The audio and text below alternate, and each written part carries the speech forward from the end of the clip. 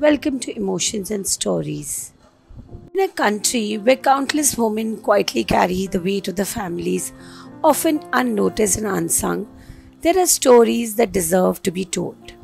Stories of strength that doesn't roar, but whispers through everyday acts of care. Our story for today is called Amma's Little Garden. In a quiet lane of Mysuru, tucked between a cluster of bougainvillea draped houses, lived Meena, a widowed mother of two and a proud owner of Amma's Little Garden, a daycare she ran from the modest ancestral home. The house smelled of sandalwood and turmeric, and the walls bore the paintings of generations. Every morning by 6 a.m., Meena would finish drawing the kolam on the front threshold, her arthritic fingers still steady in their art. By 8, the first children would arrive. Sleepy-eyed toddlers, clutching teddy bears, some wailing, some shyly clinging to their parents. Meena had started the daycare 5 years ago, after her husband Ravi died in a construction accident. Left with 2 school-aged children, a mountain of bills, and her only teaching diploma and dwindling savings account, she had no choice but to work from home. At first, no one trusted her. Who would leave their babies with a grieving woman in an old house with no flashy signboard? But Meena's gentle nature, her experience as a former kindergarten teacher, and her way she remembered every child's allergy and every tantrum slowly won them over. Her struggles were plenty: water shortages in the summer, fussy parents who barged in unannounced, days when she had to cook for 12 children with just 3 gas cylinders a month, and a constant worry of money.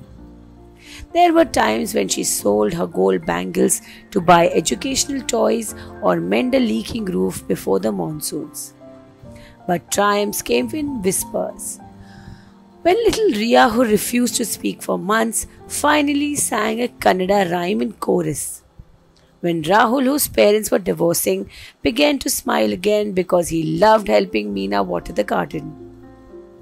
When one Pongal, all parents pitched in to buy her a new refrigerator. Her children, Arun and Divya, now in college, sometimes complained about the noise, the toys everywhere, or the smell of diapers.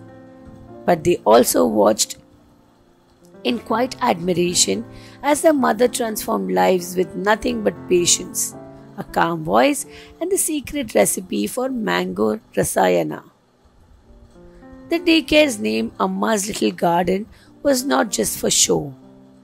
Behind the house, a patch of sunlit land, Meena had planted tulsi, hibiscus, marigold alongside with a riot of vegetables. Every afternoon, the kids would dig in the soil, plant seeds, or listen to her stories under the guava tree. She believed that children, like gardens, needed nurturing, not just discipline.